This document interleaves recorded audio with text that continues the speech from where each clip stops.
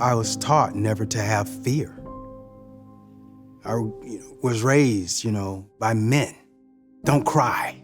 You fall on your knee, get up, brush it off, keep moving. I'm Dr. Henry H. Washington III, retired United States Army Major, military police, criminal investigator, retired now Marshal, Fulton County. As I entered the civilian sector coming out of the military, you have to get your outgoing physical. And once I got that outgoing physical, it was a phone call from VA that I had prostate cancer. And from that point on, it was a total transition for me. Hi, I'm Courtney Bulger. I'm the president and CEO of Zero Prostate Cancer. When I decided that I wanted to take on this responsibility at Zero Prostate Cancer, my dad immediately, even though he is, living with prostate cancer, under active surveillance himself, he immediately was like, "What do you need me to do?" And I said, "Dad, no. This time I'm doing it for you." Sure.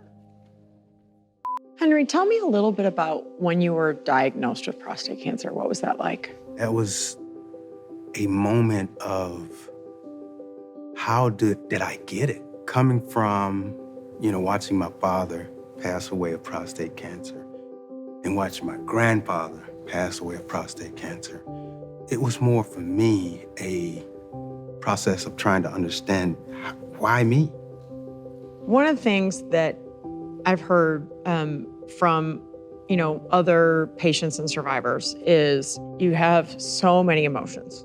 I was angry, so angry about having to go through the process, having to go through the treatments, having to go through not being able to function like I used to as a man. So I was angry, and I dealt with it with counseling, prayer, support groups, talking to others. That was my strength, because when I heard other men talking about, you can get through this, it's going to require you to be strong. It took a minute, and you start to wonder, okay, is this it? Am I back? Okay, Courtney, how did your experience, when you were dealing with your father, impact you being a caregiver in advocacy? The stigma around prostate cancer, part of what changed that stigma was people just started talking about it, and people spoke up and they shared their stories. And for me, watching my dad made me want to shine a light here. You were really proactive with your health. And obviously, as a Black man with a family history, you knew the importance of that.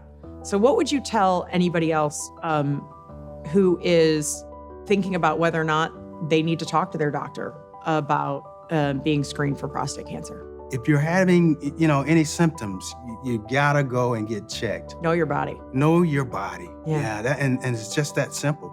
As a survivor, what do you love doing now as you're almost 10 years out, living your life? It's more of now, I can smell the roses, I can smell the roses and take my time and see how beautiful those roses really are.